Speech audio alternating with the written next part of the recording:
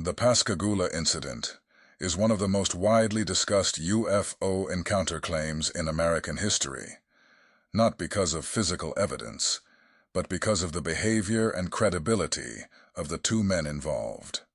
On the night of October 11th, 1973, in Pascagoula, Mississippi, two shipyard workers reported that they were abducted by non-human entities beside a river. The event unfolded during a peak year of UFO reports across the United States and became a defining case in the 1970s UFO culture.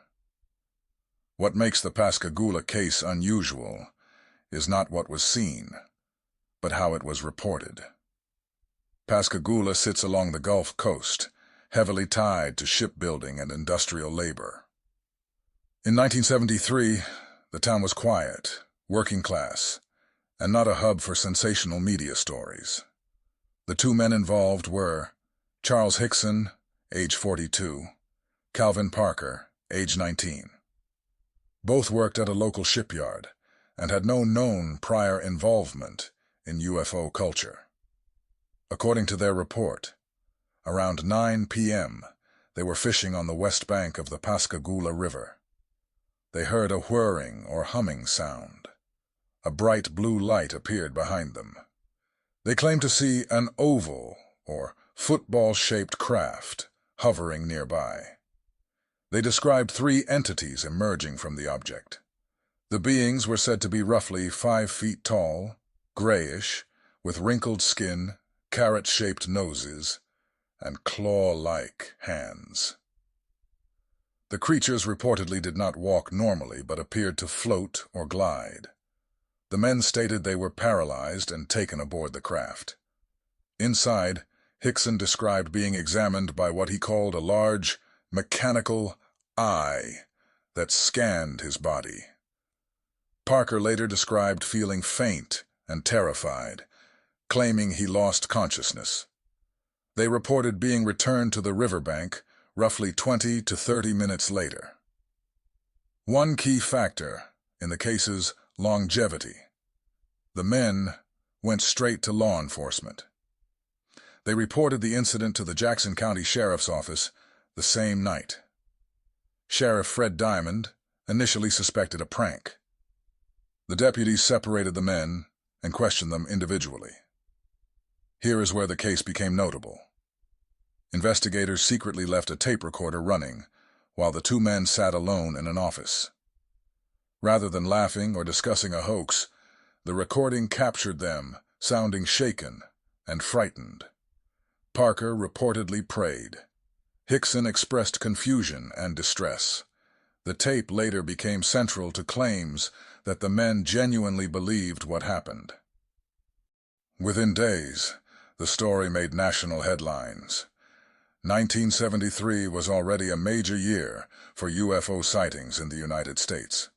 The cultural climate included post-Apollo space fascination, Cold War paranoia, widespread distrust of government following Watergate, growing interest in extraterrestrials. The Pascagoula story quickly spread through newspapers, radio, and television. Both men underwent medical examinations. No physical injuries consistent with trauma were found. Psychological assessments did not label them as mentally ill. However, that does not confirm the literal truth of their claims, only that they did not appear delusional or intoxicated. Parker, in particular, appeared deeply distressed in the immediate aftermath. In 1974, Hickson published a book about the encounter.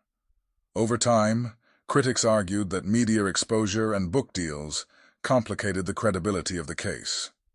Parker, for many years, avoided publicity, but later returned to the public eye decades later, reaffirming his account.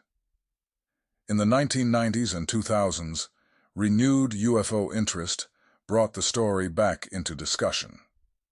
In 2019, Pascagoula installed a historical marker near the alleged landing site, not declaring the event factual, but acknowledging its cultural significance.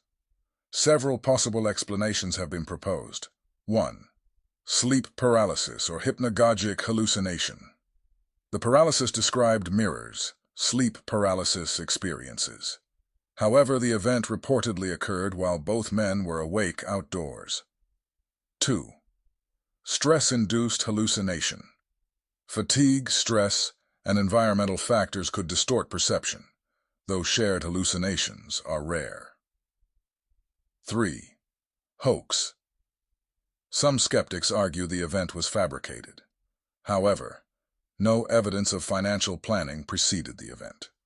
The men appeared reluctant rather than eager for publicity at first. The secret police recording captured genuine fear. Still, hoaxes cannot be ruled out entirely. 4. Misidentification. Industrial lights, helicopters, or military aircraft could potentially have been misinterpreted. However, this does not easily explain the claimed onboard experience. It is important to understand that 1973 saw one of the largest UFO reporting spikes in American history. Thousands of sightings were recorded nationwide. This social environment increases the likelihood of interpretive framing, where unusual experiences are understood through prevailing cultural narratives. Physical evidence. None. Radar. Confirmation. Photographs. Landing traces. Biological samples. Corroborating witnesses nearby. The case rests entirely on testimony,